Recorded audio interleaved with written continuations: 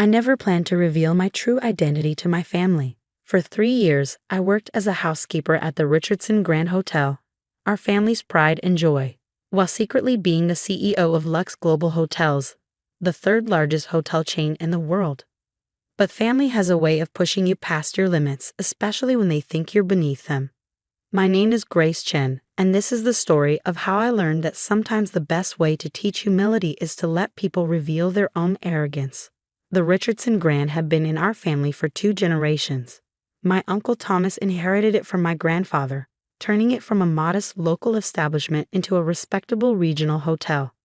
But it was struggling in today's market, falling behind modern hospitality trends and accumulating debt that my uncle refused to acknowledge. I remember the day I made the decision to work there. I had just finished a meeting with my executive team at Lux Global, discussing potential acquisitions in the Northeast region.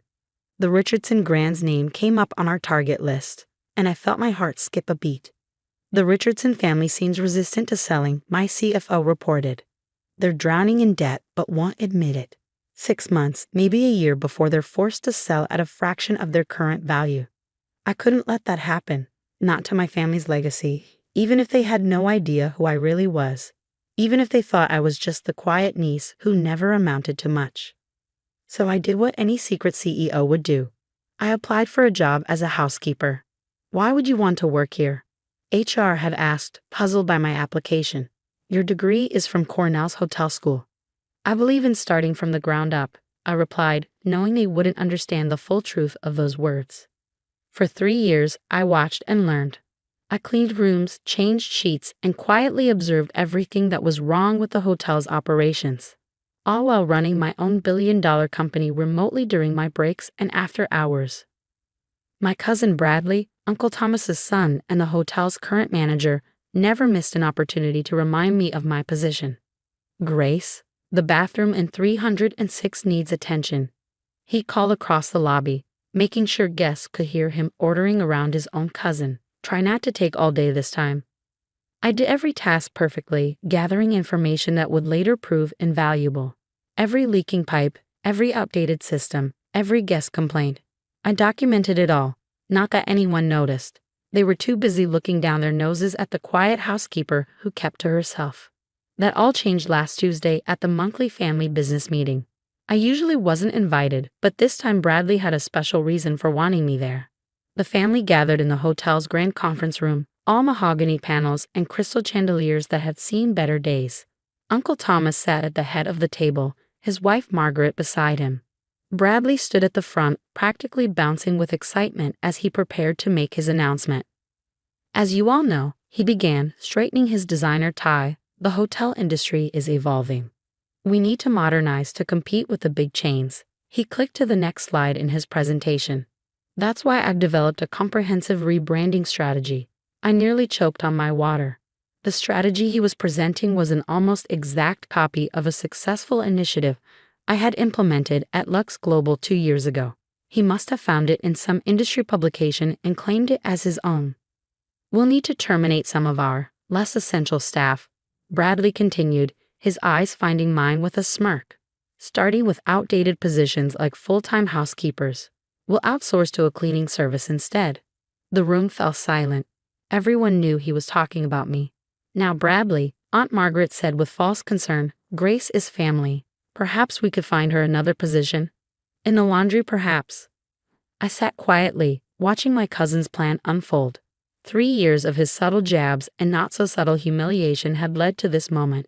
He wanted to fire me in front of the entire family, to prove once and for all that he was the successful one, the worthy heir to the Richardson Grand. Actually, Bradley said, puffing up with self-importance, I've already arranged everything. The new cleaning service starts next week. He turned to me with a thin smile. Grace, consider this your official notice. We'll need your uniform returned by Friday. I could have revealed everything right then. Could have pulled out my phone and shown him the Lux Global Company profile with my picture and CEO title. Could have mentioned that my breaks were actually spent running a company with over 200 hotels worldwide. Instead, I stood up slowly, smoothed my housekeeper's uniform, and smiled. Of course, Bradley, I understand completely. I turned to leave, then paused at the door. Oh, and congratulations on the rebranding strategy. It worked wonderfully when Lux Global implemented it 2 years ago. I left them wondering how a housekeeper knew that detail, walking away to the sound of Bradley spluttering excuses about his original plan. What they didn't know was that in my 3 years of cleaning rooms and observing operations, I had compiled a comprehensive analysis of everything wrong with the Richardson Grand. Every violation of health codes, every shortcut in maintenance, every instance of Bradley fudging the books to hide his expensive mistakes. And tomorrow, the CEO of Lux Global Hotels had a scheduled inspection of the property. They just didn't know that the CEO was me. I spent that evening in my small apartment above the local coffee shop, finalizing the details of what would happen next. My phone buzzed constantly with messages from family members, some expressing concern about my firing, others warning me not to make a scene. I ignored them all. Instead, I opened my laptop and began typing an email to my executive team at Lux Global. Proceed with Operation Richardson tomorrow as planned, and make sure Bradley's there for the entire inspection. It's time you learned what real hotel management looks like. As I clicked send, I couldn't help but smile, thinking about tomorrow. Bradley always said I needed to learn my place in the hotel business. He was about to find out exactly what that place was. The next morning, I arrived at the Richardson Grand exactly at 9 a.m., but not in my usual housekeeper's uniform. Instead, I wore a tailored charcoal suit from my other life, my CEO wardrobe that had been hanging unused in my apartment for 3 years. My heels clicked against the marble lobby floor as I walked in, turning heads of guests and staff alike. "Excuse me, miss," Bradley's voice called out from behind the front desk. "Can I help you find?" His voice trailed off as I turned around. "Grace? What are you? Why are you dressed like that?" "Good morning, Bradley," I said calmly. "I believe you're expecting the CEO of Lux Global Hotels today." His face contorted in confusion. "Yes, but you need to leave. We have an important inspection today, and I can't have you causing a scene about your termination." The elevator dinged and my executive team stepped out. Thomas Wright, my CFO, Sarah Martinez, our head of operations, and Michael Chang, our chief legal officer. All people who had been running Lux Global with me via video calls and late-night meetings for the past 3 years. "Mrs. Chen," Thomas said, walking over with a professional nod. "The preliminary reports you requested are ready for review." Bradley's face went pale. "Mrs. Chen, what's going on here?" "Perhaps we should move this discussion to the conference room," I suggested. "And Bradley, please call Uncle Thomas and Aunt Margaret. They'll want to be here for this." 30 minutes later, my family sat in the same conference room where they'd fired me yesterday, but the power dynamic had shifted dramatically. My executive team lined one side of the table, while the Richardson family sat opposite, looking like they'd seen a ghost. "Let me make this clear," I began, standing at the head of the table where Uncle Thomas usually sat. "For the past 3 years, while working as a housekeeper here, I've also been serving as the CEO of Lux Global Hotels. Every break I took wasn't spent slacking off, as Bradley often claimed, but running a company with over 200 properties worldwide." "That's impossible," Aunt Margaret whispered. "You're just a maid." I finished for her. "That's exactly why this worked so perfectly. You were all so convinced of my insignificance that none of you ever bothered to Google my name or question why a Cornell graduate would choose to work as a housekeeper." I opened my laptop and projected a series of documents onto the screen. "During my time here, I've documented every violation of health codes, every instance of deferred maintenance, and every questionable accounting practice." I glanced at Bradley, who suddenly found the table very interesting, including the $500,000 renovation budget that actually went to covering gambling debts. Uncle Thomas's head snapped toward his son. "Bradley, is this true?" "Dad, I can explain." I continued before he could spin another lie. "The Richardson Grand is 3 months away from bankruptcy. Your reputation in the industry is deteriorating, and your staff turnover rate is nearly 80% annually. In short, this hotel is failing." The room fell silent. 3 years of hard truths laid bare in one moment. "Why?" Uncle Thomas finally asked, his voice barely a whisper. "Why work as a housekeeper if you're really who you say you are?" I sat down, softening my tone. "Because this hotel is our family's legacy. Grandfather built it from nothing. I couldn't bear to see it fail. I needed to understand exactly what was wrong before I could help fix it. Fix it? Bradley scoffed, finding his voice again. We don't need your help, and I still don't believe you're really. Sarah slid a folder across the table. Mrs. Chen's credentials, press coverage, and company documentation. Feel free to verify everything.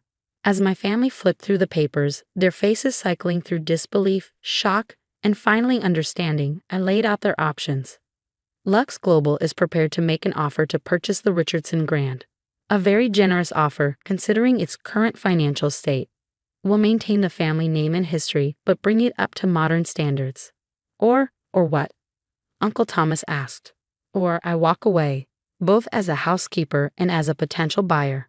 But I should warn you, the next company that offers to buy this hotel won't care about preserving your legacy. They'll knock it down and build something new. Aunt Margaret, who had been unusually quiet, suddenly spoke up. All those times we looked down on you, treated you like you were beneath us. You could have said something. Would you have believed me?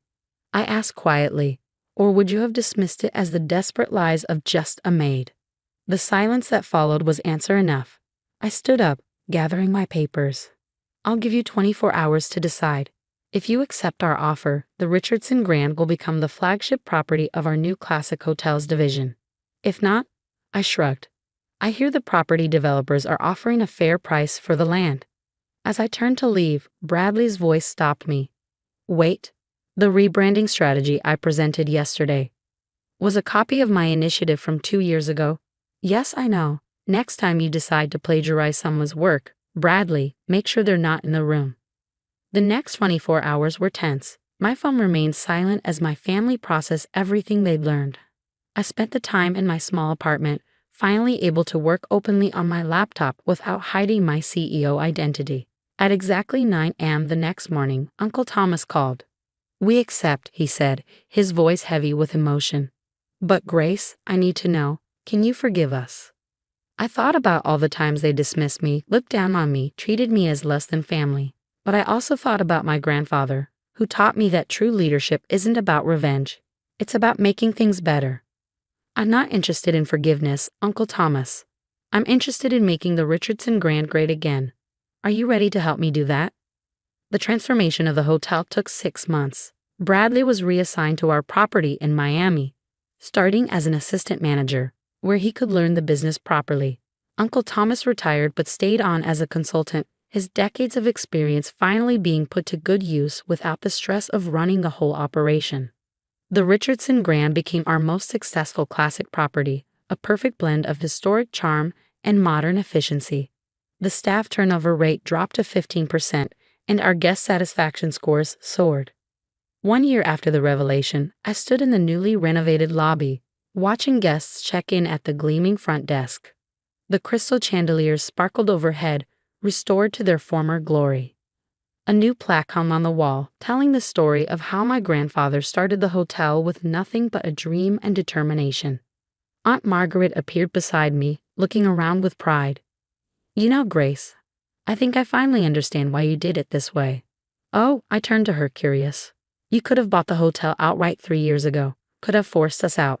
Instead, you chose to understand it from the ground up, to learn every detail, every problem, every possibility for improvement. I smiled. The best leaders don't just give orders, Aunt Margaret. They understand every aspect of their business, from changing sheets to managing millions. Your grandfather would be proud, she said softly, not just of saving the hotel, but of how you did it. As I watched another happy family check in, I thought about everything that had happened. The 3 years of being underestimated, of cleaning rooms while running a global company, of biting my tongue through countless family meetings. Had it been worth it? The hotel's new rating had just come in that morning, 5 stars, the highest possible score. Our occupancy rate was at 95%, and we had a waiting list for premium rooms. The staff moved through the lobby with pride and purpose, each one properly trained and fairly compensated. But more importantly, my family had learned valuable lessons about humility, respect, and true leadership. Bradley was actually doing well in Miami. Having finally understood that success comes from hard work and integrity, not arrogance and shortcuts. Yes, it had been worth it. I straightened my suit jacket and headed to my office. the same room where Bradley had once summoned me to clean bathrooms. Now it was command central for both the Richardson Grand and my ongoing duties as CEO of Lux Global. On my desk sat a framed photo of my grandfather standing proudly in front of his newly opened hotel. Next to it was my old housekeeper's uniform, preserved in a shadow box with a small plaque that read, "Never forget where you started." And I never would, because sometimes the best way to lead isn't from above, but from within. Sometimes the quietest person in the room is the one you should watch most carefully. And sometimes, just sometimes, the maid turning down your bed is actually the CEO making sure everything is perfect. As for me, I still occasionally put on a housekeeper's uniform and spend a day working alongside our staff. It keeps me grounded, keeps me connected to what matters most in this business, the small details that make a hotel feel like home. After all, you never know who might be watching, learning, and waiting for the right moment to reveal their true worth.